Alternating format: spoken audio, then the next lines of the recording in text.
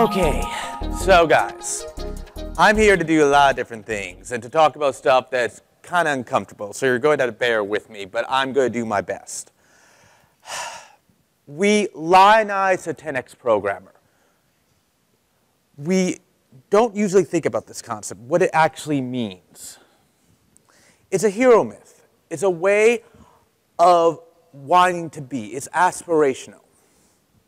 It's something we all want people to see us as. The person who for which, if we weren't there, everything would fall apart.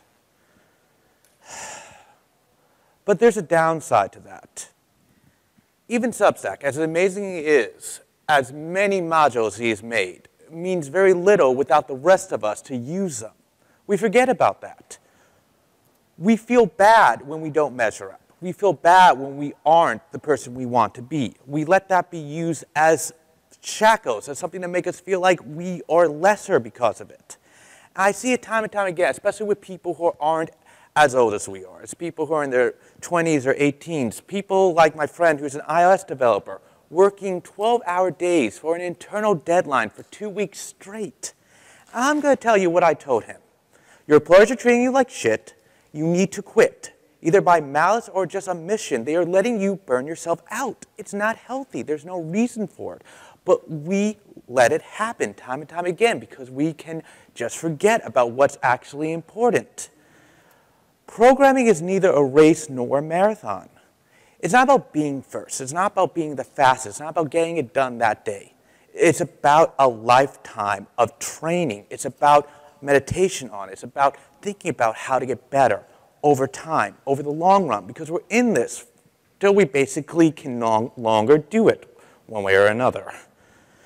And programming is not just something you do with your mind. We forget, but it is body. It is something that we do with our hands. It takes effort. It takes work. We don't want to always think about it. We don't want to realize that it's not just something that comes from here. It comes from everything, and it's hard on the body. It's hard on the eyes. It's hard on the mind in ways we don't always want to admit. The fact that we tire ourselves up so much that we can't do other stuff that we enjoy. Of course, we're at JSConf. We know all this. We're better than that, Matthew. We have learned these lessons. Chris motherfucking Williams, one of the best, brightest people I know, does more than I can fathom at times. But at the same point, guys, he's constantly stressed out. He's constantly overworked. He has back issues. He complains to me about being in pain, not having time to do exercise. No matter how awesome you are, you can become very myopic about what's important to you, to the point where your health can deteriorate. We think of life as home and work. We bring work with us. We use the computer for fun instead of actually doing something else so that we never actually get another mind frame. And we're very good at deceiving ourselves that this is not actually happening. And we hate admitting it. We hate vulnerability to the point where we would rather just not admit it exists at all. We say to people, fake it till you make it. Take on projects that you are not comfortable with, but never admit to that. Never ask for help. Unless it goes on Stack Overflow and it's anonymous. So, I am breaking a lot of rules right now, people. I might be a bit crazy. But I'm asking you right now to let me be very, very vulnerable for you. For the few people who do not know me, my name is Matthew Bergman. I am a Rubyist masquerading as a Node.js person, but I work at a small consultancy called Nova Fabrica. It's a Ruby shop. And some of you might know me from Cascadia.js, where I gave a talk on cryptography, the awesome hack guy. And I have RSI. You might want to get up. You might want to come closer, guys. I'm sorry. There should be a stage, but there isn't. So we're going to work with what we have, but this is my talk. RSI stands for repetitive stress injury. This is injury that happens over a long time from repetitive movement or position. And we're talking years, many years. RSI is not something that just happens because you were typing weirdly for a few days. It comes from a lifetime of choices. And it doesn't happen just from work. Your body doesn't suddenly change because you're no longer at work. Occupational hazards are just hazards that happen in occupations. I don't overwork people. I work 20 to 30 hours a week. You can look at my invoices. You can ask my boss.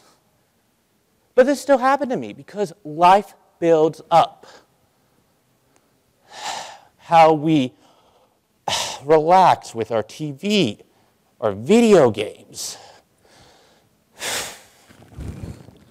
I probably played 12-hour days straight with Persona 4. I've probably done more damage just from how I relax and from actually working on code. Or drinking at bars, not really looking how I sit down. Or just life. A friend of mine asked me if working in bed is bad. It is.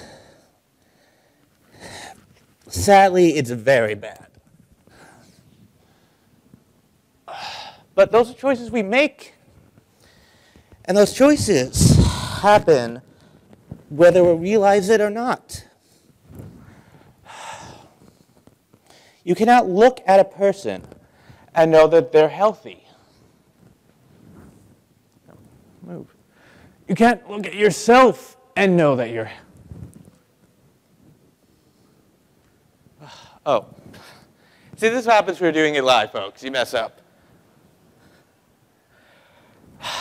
I thought I took care of myself. I did. Because I worked out. I exercised. I quantified it. But as I said before, we're very good at deceiving ourselves. Very good. Because I thought it was half. It's not. You can't look at a person and know that they're healthy. You can't look at somebody, and you can't look at yourself and know that. It comes from taking meticulous notes. Because just because you feel good today doesn't mean that tomorrow you're going to feel good. In 2013, my hands began to feel different. It began as a small ache from my elbows to my pinky and ring fingers. That started, but it didn't go away. And I started to stress out about it.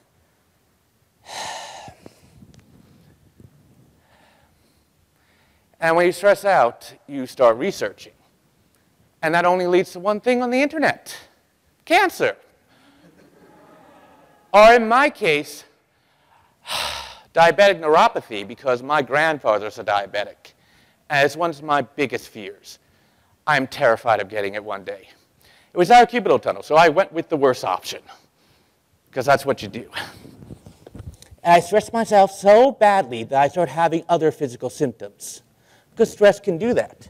I got pain in my legs, my mouth felt fuzzy, I stopped being able to sleep, I was breathing heavily all the time. When I went to my general practitioner, I was in so much pain I couldn't walk, and that was stress-related.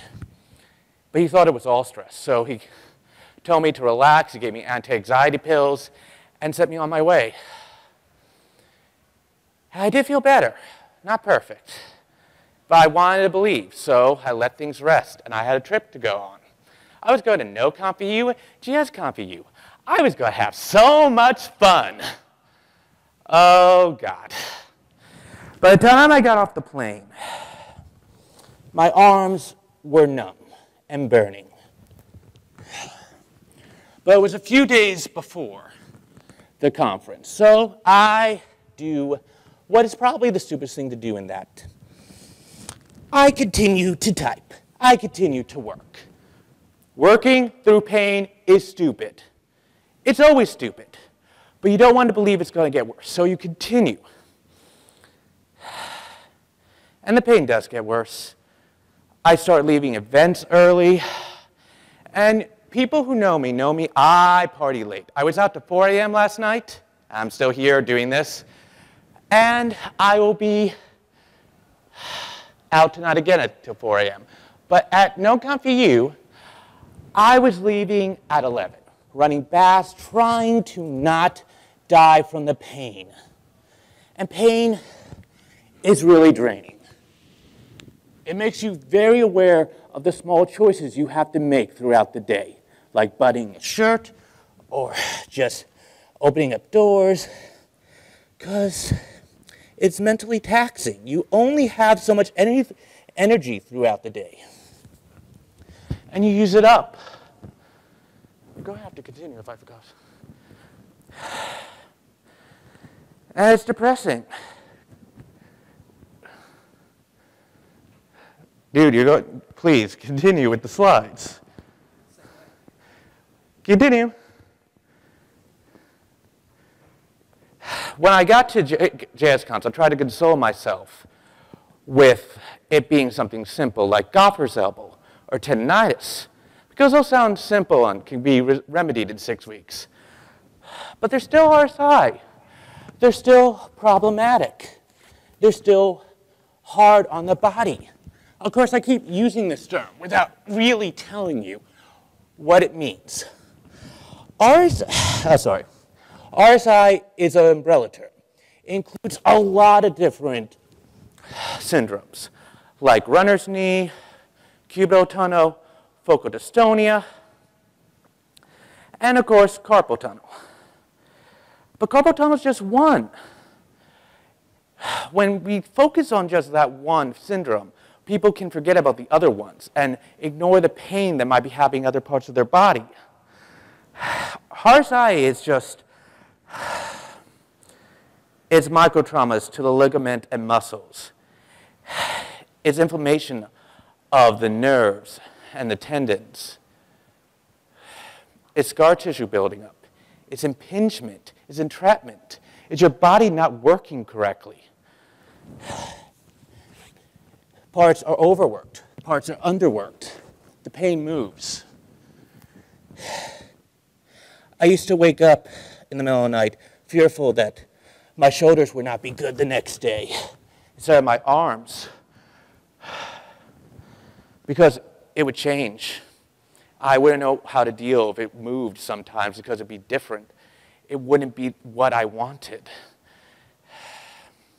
And because the pain is just a symptom, and your body is wrong, and you know it's wrong because it doesn't move the same way as you know it's not just the pain just making it, you're truly scared.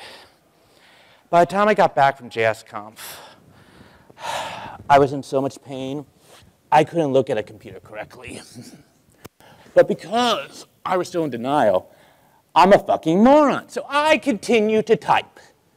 If you don't take anything else from this talk, take this. Working through pain is always stupid. Don't do that. It took me an extra 2 weeks to take off time. And by that point, I couldn't sleep at night because I had so much pain in my neck. I didn't know what to do. I remember just actually counseling on friends after trying to get to the subway and being in so much pain from my fingers I couldn't walk correctly. And just running a shower at night and sitting down and not knowing how we were going to go on for another minute, let alone another hour, a day, a month, a year of this. I'm suicidal. I don't know what I'm going to do. I start thinking about getting my grandfather's insulin medicine to stop my heart, cut my throat with a knife, jump off a bridge. It's so easy to get there, people. Much easier than you think when you're really pushed. And you don't know what you're going to do. And I tell no one. I tell no one. Because I rationalize that seeing a psychologist won't help because the pain is what's causing my depression and the pain is real. It's not an emotional problem that I can take another tack to. It's not going to go away. I don't tell my friends. I don't tell my boss. I just try to deal and go see doctors. And that was a mistake. I should have talked to somebody, but I didn't, because we're afraid of vulnerability. We're afraid of admitting that we're not good enough. And the doctors don't really help, because you're just a bunch of failing tap tests. You're not something they easily understand, because they're just human. They're fallible. They're just like us when we're trying to debug something. It's not simple. It's not easy. But we get so frustrated when they don't know. Eventually, I have 2 MRIs. Did I mention this is 3 months into the process? 3 months. I still kind of grimace when I think about how long I was in pain. The second one tells me that I do have a thickening of the ulnar nerve, which is cubital tunnel. So my original diagnosis, so many months ago, was right. I saw physical therapy. It helps a bit, but only a bit, because it's only 6 weeks long. 6 weeks is not enough to recover from all the damage. And at the end of it, I'm still in a lot of pain. And I'm still depressed. And life goes on while you're dealing with all this. In November, I was giving a talk at Cascade JS, which some of you might have saw. I did a really good job. I was dying through that talk, people. I nearly quit 3 to 4 times. I called up saying, I can't even do the slides. I was in so much pain from trying to just type it out. I'm happy I did it, but I'm not going to tell you it was easy, because it wasn't. I literally did not know how I was getting through it. At the end of the talk, I took 2 Percocets and basically just sat down on the floor because I nearly was spent that day.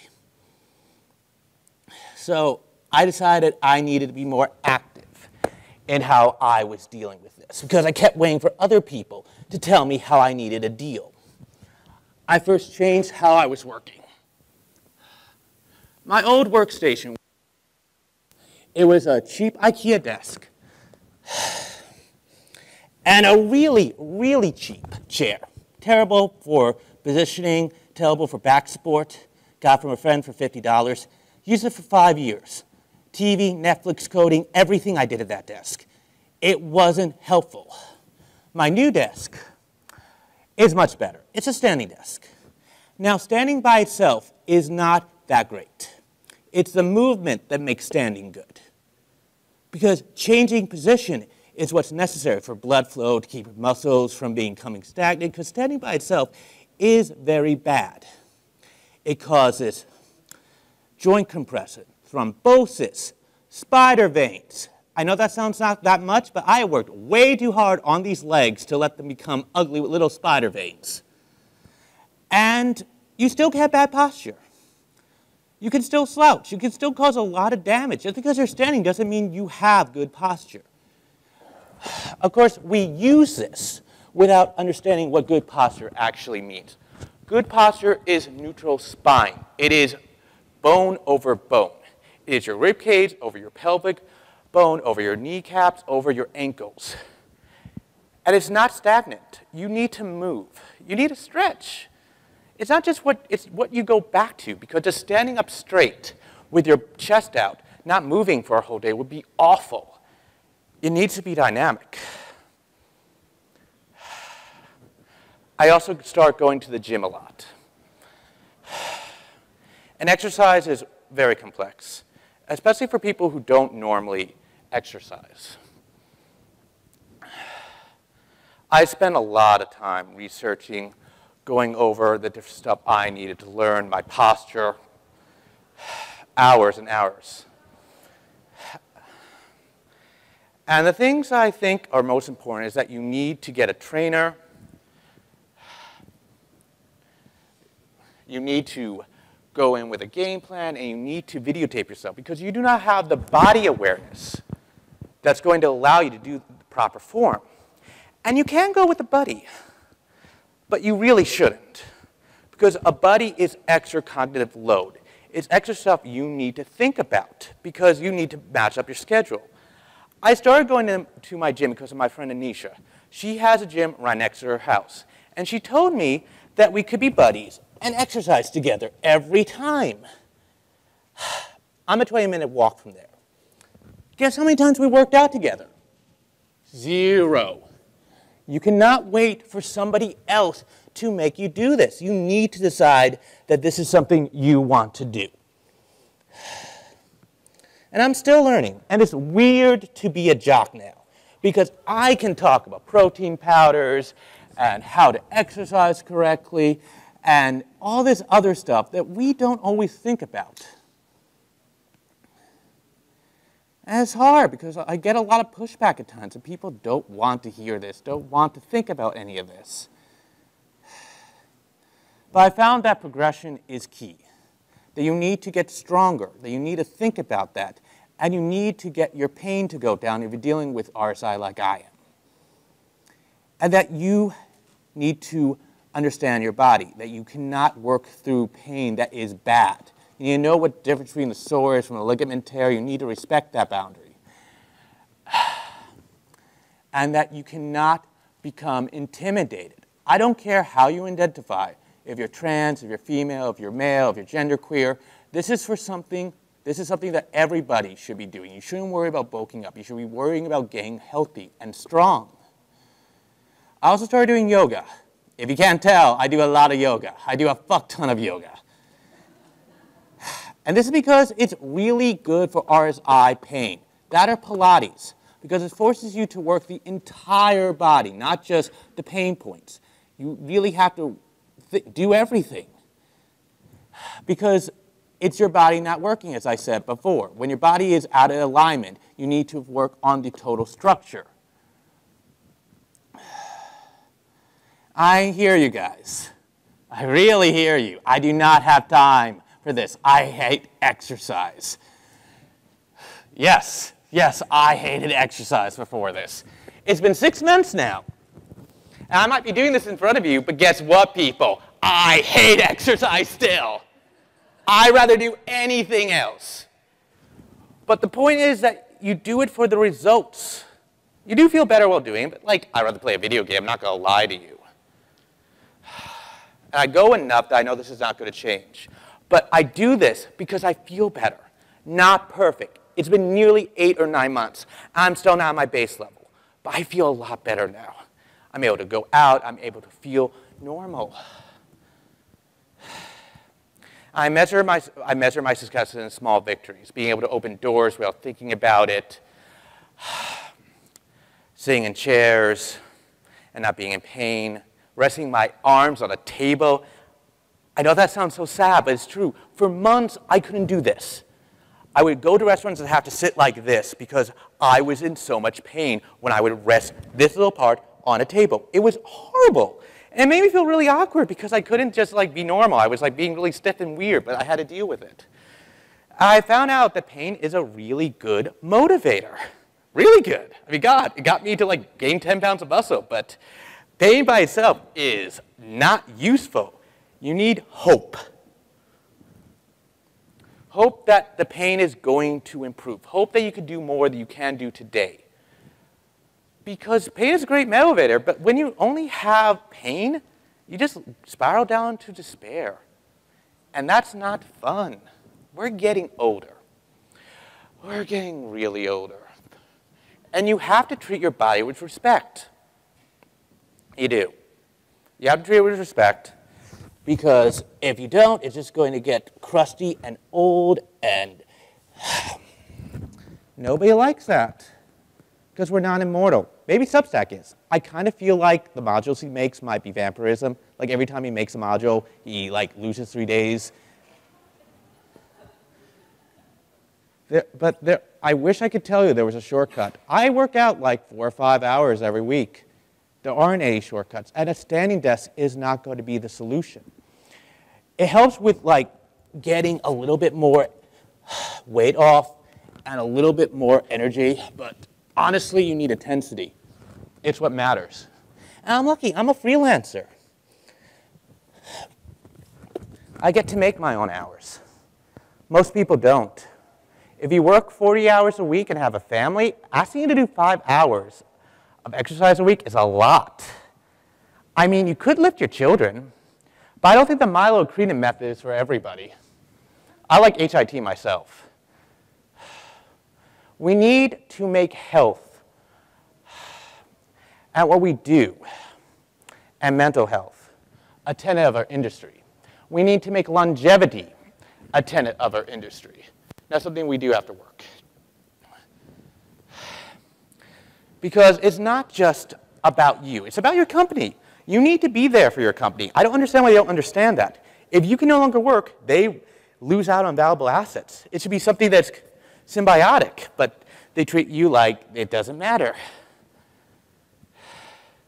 Because at the end of the day, people, your job is going to be gone before your body is, before your language is, before your company IPOs or folds. It's with you till the end of your life, and you need to treat it with respect.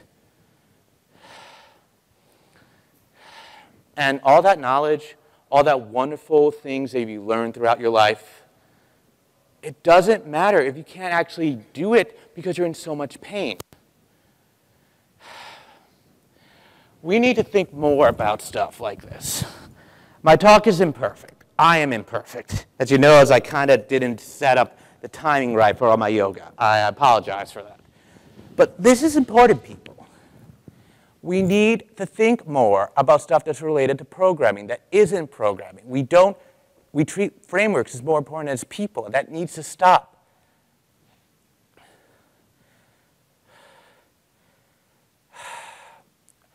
I know I could have done better today, but that doesn't matter. We always can do better. I hate asking people to join in with me, but right now, just take a deep breath and think about something that's important to your life, be it health, be it something else, but something that's not just related to the language of JavaScript. Because we're better than that. We're more than that. And I want us to start treating ourselves with that respect because our community is special because we act like people most of the time. Just breathe in and out. I'm very honest when I say this year has changed me. It will have changed me for 10 years from now. And that I will remember. I will be there for you if you're going through this or anything else. Because we're getting older. And we're going to struggle a lot with so many things we're not even aware of. I'm here for you. I mean that. Thank you.